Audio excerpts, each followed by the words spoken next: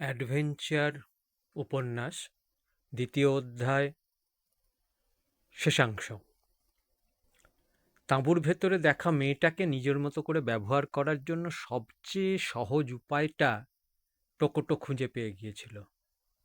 মেয়েটাকে বিশ্বাস করাতে হবে টোকোটোই সেই মানুষ যাকে ও কিছু তাঁবুর ভেতর বলছিল। এরকম করতে পারলে সহজেই মেয়েটাকে কোনো ঝামেলা ছাড়াই ওই মোটা সাদা চামড়ার মানুষটার কাছে নিয়ে যাওয়া যাবে। মেয়েটা পালানোর চিন্তাও করবে না। আর ওই সাদা চামড়ার তার মতো দেখতে মানুষটা, টোকোটোর সঙ্গে একটা গোষ্ঠীর সব মানুষ আছে। একজন সাদা মানুষকে সামলাতে ওদের সমস্যা হবে না।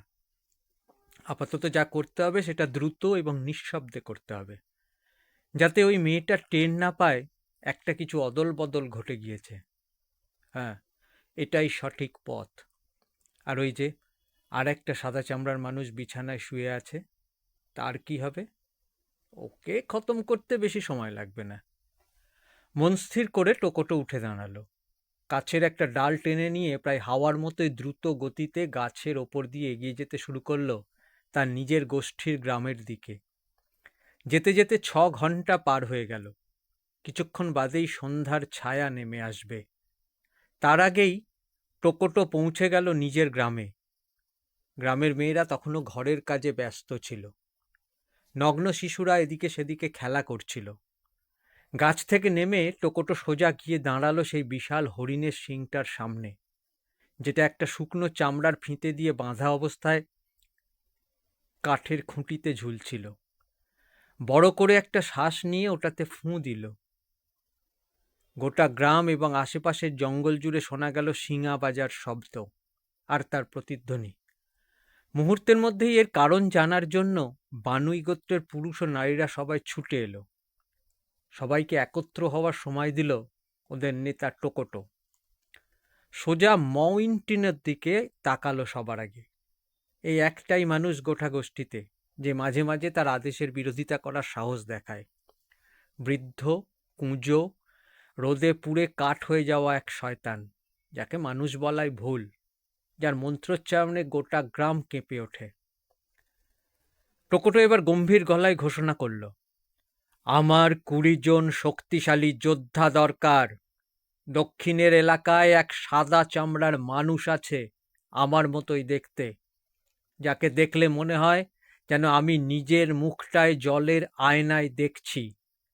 ওই মানুষ আমাকে, আমাদের শক্তিকে একদিন হেয় করতে চাইবে। এসব করা থেকে ওকে আটকাতে একটাই পথ আছে। ওকে এখানে ধরে নিয়ে এসে মান্তামিজার সামনে বলি দিতে হবে।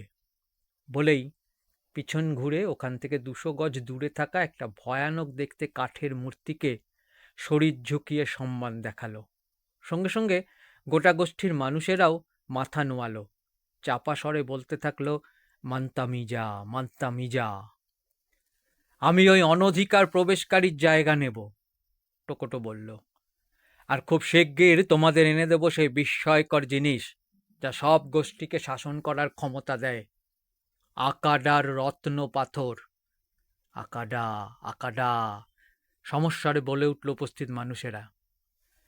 আমি এক সাদা চামড়ার মানুষের খোঁজ পেয়েছি যে জানে আকাডা কোথায়, কিন্তু সে আমাকে তখনই সেখানে নিয়ে যাবে যখন আমি ওকে ওর চাহিদা মতো একজন বিশেষ সাদা চামড়ার মেয়েকে ওর কাছে পৌঁছে দেব। সেই বিশেষ মেয়েটা আমার মতো দেখতে মানুষটার হেফাজতে আছে। আশা করি তোমরা বুঝতে পারছো কেন তাকে এখানে আনতে হবে, আর কেনই বা আমাকে তার জায়গা নিতে হবে। ওখানে আর একজন সাদা চামড়ার মানুষও আছে। মান্তামিজা তাকে বলি হিসাবে চায় না, তাই তাকে হত্যা করা হবে বর্ষার এক আঘাতেই। শক্তিশালী টোকোটোর কতদিন লাগবে আকাটার সফর সমাপ্ত করতে? ক্যাঁকে স্বরে জিজ্ঞেস করলো বৃদ্ধ মাউন্টিনো। অনেক চাঁদ পার হবে পিতা, কিন্তু আমি ফিরবো আকাডার রত্ন পাথর নিয়ে। তুমি না থাকার সময় আমি সেসব দেখভাল করবো হে পুত্র আমার, মাউন্টিনো জানান দিল। আমাকে সে ক্ষমতা দাও। দেয়া হলো, টোকোটো হাত তুলে বলল। তারপর যোদ্ধাদের দিকে ফিরে নির্দেশ দিল, জলদি অস্ত্র নাও আমরা আজ রাতেই হামলা করব, যখন সাদা চামড়ার মানুষগুলো অপ্রস্তুত থাকবে। মান্তামিজা নিজেই এই আদেশ দিয়েছেন। মান্তামিজার নামটা টোকোটোর জন্য ছিল এক জাদুকরী শব্দ। এটাও অনেকদিন আগেই বুঝতে পেরে গিয়েছিল। ব্যক্তিগতভাবে ওই ভয়ানক দেবমূর্তিকেও তুচ্ছ-তাচ্ছিল্য করত, কিন্তু প্রকাশ্যে সেটা বলার সাহস দেখাতো না। ও সম্ভবত, বলা ভালো নিশ্চিতভাবেই, জাদুকরের ক্রোধের আগুনে তাহলে পুড়ে মরত, যে একদা তাকে বাঁচিয়েছিল। তা না হলে সেই সময়ই টোকোটোর মৃত্যু অবধারিত ছিল। যখন গোষ্ঠীর যোদ্ধারা অভিযানের প্রস্তুতি নিচ্ছিল, টোকোটো তখন রুটি আর ফলের রস থেকে বানানো মদ পান করে খানিকক্ষণ বিশ্রাম নিয়ে নিল। তারপর সূর্যাস্ত হতেই বেছে নেওয়া 20 জন যোদ্ধাকে সঙ্গে নিয়ে রওনা দিল। এবার আর গাছের ওপর দিয়ে নয়, জঙ্গলের ভিতরে থাকা পথ ধরেই এগিয়ে চলল। রাতের অন্ধকারে গাছের ওপর দিয়ে চলতে অসুবিধা হবে, এটা ভালো করেই জানত টোকোটো। চলার পথে কোথাও থামতে দিল না কাউকে। কাজটা আজ রাতের মধ্যেই শেষ করতে হবে। ও নিজে ক্লান্ত ছিল না, আর যোদ্ধারাও বেশ কিছুদিন ধরে আলস্যের জীবন কাটিয়ে চলেছিল, তাই এই পরিশ্রম ওদের গায়ে লাগছিল না। অন্যদিকে যাদের দিকে এই বিপদ এগিয়ে আসছিল, তারা ঘুণাক্ষরেও কিছু টের পায়নি। রিটা, তার স্বামী পেরিভেল এবং আঞ্জানি ডুবে গিয়েছিল গভীর নিদ্রায়।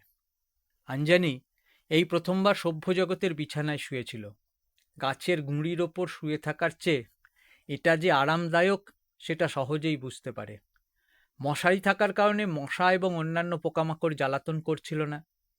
মুন যে তাঁবুতে থাকত, সেখানেই আরাম করে নিজের বিশাল দেহটা শিথিল করে গভীর নিদ্রায় তলিয়ে গিয়েছিল দৈত্যাকার মানুষটা। বাস্তবিক পক্ষেই ওর জন্য ছিল এটা এক অস্বাভাবিক রকমের ঘুম, কারণ গাছের ওপর ঘুমানোর সময় ওর যে সতর্কতা বোধ কাজ করত, সেটা যেন অনেকটাই হারিয়ে গিয়েছিল। ওদিকে রিটা নিজের তাঁবুতে প্রায় জেগেই ছিলেন বলা যায়। হ্যারির কিছু দরকার পড়ে এই ভাবনায় ঠিক করে ঘুমাতে পারছিলেন না। পাশের বিছানাতেই শুয়েছিলেন মিস্টার পেরিভেল। জোরে জোরে শ্বাস নেয়ার শব্দ শোনা যাচ্ছিল। ধীরে ধীরে সেরে উঠছিলেন, তবে সম্পূর্ণ সুস্থ হতে বেশ কিছুটা সময় লাগবে তার। জেগে থাকার কারণে রিটাই প্রথম শুনতে পেলেন শব্দগুলো, যেগুলো রাতের জঙ্গলের স্বাভাবিক শব্দ নয় মোটেই। মাঝে মাঝে ডাল ভাঙার মৃদু শব্দ, ঝোপঝাড়ের গায়ে শরীরের সঙ্গে ঘষা লাগার আওয়াজ। অন্য কোনো দিন হলে এতেই আঞ্জানির ঘুম ভেঙে যেত, কিন্তু আজ রাতে ওর শরীরে ছেয়ে গিয়েছিল আরামের আবরণ। রিটা উঠে বসলেন, কান পেতে শুনতে থাকলেন। বুকের ভেতরটা ধরফর করছিল। রাত অনেকটাই হয়ে গিয়েছে, তবু তাপপ্রবাহ চামড়ার ওপর দিয়ে তার হাত বুলিয়েই চলেছিল। এরকম দম বন্ধ করা পরিবেশে শব্দগুলো আরো স্পষ্ট শোনা যাচ্ছিল। স্বামীর অস্পষ্ট অবয়বটার দিকে একবার তাকালেন। অন্ধকারে চোখ সয়ে গিয়েছিল অনেক আগেই। মানুষটা গভীর ঘুমের জগতে ডুবে আছে। একটা হাতে শক্ত করে ধরে আছে .38 রিভলভারটাকে। বর্তমান অবস্থায় অসহায় হয়ে কোনো সময়ই ওটাকে হাতছাড়া করেন না মিস্টার পেরিভেল। রিটা নিঃশব্দে উঠে গিয়ে তাঁবুর দেয়ালের গায়ে রাখা রাইফেলটার কাছে গেলেন। যে কোনো মুহূর্তে ব্যবহার করার জন্য ওটা তৈরি করাই থাকে। কাঁধে কার্তুজ ভর্তি ব্যান্ডোলিয়ারটা ঝুলিয়ে রাইফেল হাতে নিয়ে খালি পায়ে সন্তর্পণে এগিয়ে গেলেন তাঁবুর দরজাটার মুখে। বাইরে উঁকি মারলেন। শব্দগুলো থেমে গিয়েছিল, কিছুই দেখা যাচ্ছিল না। আঞ্জানির তাঁবুটা রাতের আকাশের ম্লান আবছা আলো মেখে ভুতুড়ে নিস্তব্ধতার মাঝে অবস্থান করছিল। রিটা ঠিক করতে পারছিলেন না ওকে ডাকবেন কিনা সে বিষয়ে। যদি আশেপাশের জঙ্গলে কোনো হিংস্র আদিবাসীর দল এসে থাকে, তাতে বিপদ আরো বাড়বে। অতএব অপেক্ষা করাই ভালো। ঠিক তখনই পিছনে একটা শব্দ শুনে চমকে ঘুরে তাকিয়ে চিৎকার করে উঠলেন মিসেস পেরিভেল। তাঁবুর উল্টো দিকটা কেউ ছোড়া দিয়ে কেটে ফেলছে। মাঝপথে চিৎকার থেমে গেল যখন সাদা চামড়া আর একটা আবছা দেহরেখা তার নজরে এলো। আঞ্জানি। একটাও কথা না বলে পেশিবহুল হাত ওকে জমি থেকে উঠিয়ে তাঁবুর বাইরে বের করে নিয়ে এলো। রিটার হাত থেকে রাইফেলটা পড়ে গেল। কাঁধ থেকে পিছলে পড়ল কার্তুজের বেল্টটাও। আঞ্জানি, কি করছো কি তুমি? প্রশস্ত বুকে কিল মারতে মারতে রিটা জানতে চাইলেন। আশা করছিলেন দৈত্যাকার মানুষটা তার কথার অর্থ বুঝতে পারবে। আঞ্জানি, আমাকে নিচে নামাও। সাদা দৈত্য সেটাই করল, কিন্তু এক মুহূর্তের জন্য। তারপর রিটার শরীরের মধ্যভাগ অবধি ঝুঁকে ওকে কাঁধে তুলে নিল। সোজা হয়ে দাঁড়িয়ে চেপে ধরল মেয়েটার পা দুটো। রিটা বুঝতে পারছিলেন মানুষটা তাকে নিঃশব্দ গভীর জঙ্গলের ভেতর নিয়ে চলেছে। এসব সত্ত্বেও উনি সাহায্যের জন্য চিৎকার করলেন না। ওর মনে হলো নিশ্চয়ই কোনো ভালো কারণেই আঞ্জানির এই আচরণ। ঠিক এরকম একটা সময়ে মুনের তাঁবুতে শুয়ে থাকা আঞ্জানির ঘুম ভেঙে গেল। অনুভব করলো ঘাড় ও বুকের কাছে কয়েকটা হাতের চাপ। সঙ্গে সঙ্গে জঙ্গলের হিংস্র জন্তুর মতো সতর্কতা বোধ জেগে উঠল ওর শরীরে। রাতের অন্ধকারে অভ্যস্ত চোখে এক ঝলক দেখেই ও বুঝতে পারল 6 জন আদিবাসী ওকে ঘিরে ধরেছে। জোরালো একটা ঝাঁকুনি দিয়ে ওদের হাত থেকে নিজেকে মুক্ত করেই চালালো বজ্রসম এক ঘুষি। মনে মনে প্রতিজ্ঞাও করল আর কখনো এভাবে জঙ্গলের জানোয়ারদের মতো নিঃসারে ঘুমাবে না। ঘুষিটা লাগতেই এক আদিবাসী যোদ্ধার চোয়াল ভেঙে গেল। বেচারা ছিটকে পড়ল বিছানায়।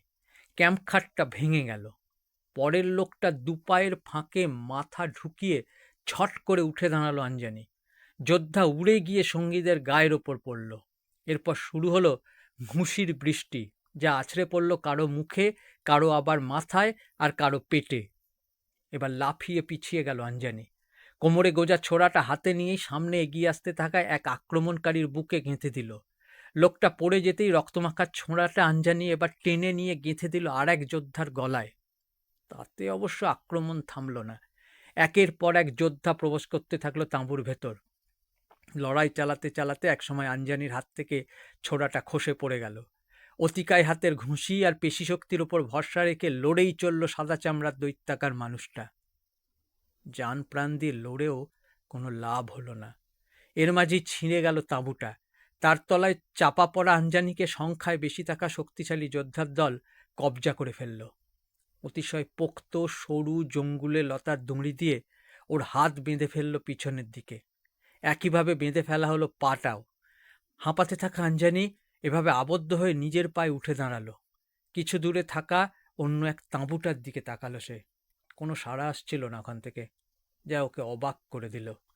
দেখতে পেল অন্ধকারের মাঝে সার বেঁধে দাঁড়িয়ে থাকা বেঁচে থাকা যোদ্ধাদের। তোমরা কারা? জানতে চাইল। একের পর এক নানান ভাষায় চেষ্টা চালিয়ে গেল এর উত্তর পাওয়ার। একসময় উত্তর এলো, আমরা বানুই, তুমি টাগাটি, মান্তামিজা তোমাকে ধ্বংস করবেন, তোমাকে বলি দেওয়া হবে। আঞ্জানি স্তব্ধ হয়ে গেল। অবাক হয়ে ভাবতে থাকলো কেন তাকে টাগাটি বা ভূতগ্রস্ত বলা হচ্ছে।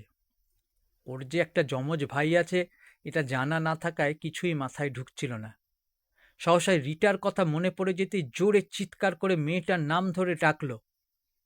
কিছুই ঘটল না। রিটার তাঁবু অন্ধকার হয়েই থেকে গেল। যোদ্ধাদের নেতা সেদিকে তাকিয়ে মাথা নাড়ল। কয়েক মুহূর্ত বাদেই দেখা গেল আঞ্জানিকে কাঁধে তুলে নিয়েছে 8 জন যোদ্ধা। 4 জন এক পাশে, 4 জন আর এক পাশে। বড়সড় ওজনের ছটপট করতে থাকা দেহটাকে নিয়ে ওরা এগিয়ে চলল জঙ্গলের গভীরে। ওদিকে নীরব তাঁবুর ভেতর হ্যারি পেরিভেল শুয়ে শুয়ে মৃত্যু ভয়ে কাঁপছিলেন। তার বুক থেকে কয়েক ইঞ্চি দূরে বিছানায় খাড়া হয়ে আটকে ছিল একটা বিরাট বর্ষা। অবচেতন প্রতিক্রিয়ায় মিস্টার পেরিভেল যদি একটু পাশে সরে না যেতে পারতেন তাহলে ওটা তার বুকেই গেঁথে যেত। যে আদিবাসী যোদ্ধা বর্ষাটা ছুঁড়েছিল অন্ধকারে সে ভেবে নিয়েছিল কাজ হয়ে গিয়েছে। দ্রুত ফিরে গিয়েছিল আঞ্জানির সঙ্গে লড়তে থাকা সহযোদ্ধাদের সাহায্য করার জন্য। ঘামে জবজবে ভিজে যাওয়া শরীরে হ্যারি কাঁপছিলেন। এমনিতেই মানুষটা কাপুরুষ ছিলেন, আর এখন অসুস্থ দুর্বল অবস্থায় সেটা দ্বিগুণ হয়ে গিয়েছিল। ঠোঁট চাটতে চাটতে অসাড় আঙুলে রিভলভারটাকে একবার ছুঁলেন। ওটা চালানোর মতন শক্তিও তার নেই। শুনতে পেলেন জঙ্গলের দিকে কিছু আওয়াজ ধীরে ধীরে দূরে চলে যাচ্ছে। তারপর ফিরে এলো সেই দম বন্ধ করা চ্যাটচ্যাটে নীরবতা। বেশ কয়েক মিনিট লেগে গেল বুঝতে আসলে কি ঘটেছে। যদিও ঠিকঠাক কিছুই বুঝে উঠতে পারলেন না। দেখেছিলেন অন্ধকারে এক বিশালদেহী সাদা চামড়ার মানুষ, সম্ভবত আঞ্জানি, রিটাকে কাঁধে তুলে নিয়ে চলে গেল। তারপর এক আদিবাসী তার দিকে বর্ষাটা ছুঁড়ে মারে। এর একটাই ব্যাখ্যা হ্যারি পেরিভেলের মাথায় এলো। আঞ্জালি আসলে বন্ধু ছিল না, নিজের আসল বর্বর রূপটা দেখিয়ে রিটাকে তুলে নিয়ে চলে গেল। আর ওকে সাহায্য করল এই জঙ্গলেরই কোনো আদিবাসীর দল। হ্যারি ধীরে ধীরে উঠে বসলেন। যত যাই ঘটুক না কেন, উনি রিটাকে সত্যিই ভালোবাসেন। এই গভীর জঙ্গলের পরিবেশ এবং শারীরিক আঘাত তাকে দুর্বল করে দিলেও ভালো করেই জানেন রিটাকে তার ভাগ্যের ওপর ছেড়ে দেওয়া তার পক্ষে সম্ভব নয়। যেমন সম্ভব নয় এখানে অসহায়ের মতন পড়ে থেকে কোনো অলৌকিক সাহায্যের আশা করা। অতএব কাঁপতে কাঁপতে উঠে দাঁড়ালেন। এই কাঁপুনি বাস্তবিক পক্ষেই তার শারীরিক দুর্বলতার কারণে ঘটছিল, অবস্থার পরিপ্রেক্ষিতে নয়। উনি ভালো করেই জানেন যদি রিটাকে বাঁচাতে চান বা নিজেকে, তাহলে যেভাবেই হোক তাকেই কিছু একটা করতে হবে। দেরি না করে প্রয়োজনীয় সরঞ্জাম গুছিয়ে নিতে শুরু করলেন। সবার আগে দেখে নিলেন রিভলভারটা লোড করা আছে কিনা। যথেষ্ট পরিমাণ বুলেট নিয়ে নিলেন সঙ্গে। তারপর খুঁড়িয়ে খুঁড়িয়ে বেরিয়ে এলেন অন্ধকারাচ্ছন্ন ফাঁকা জায়গাটায়।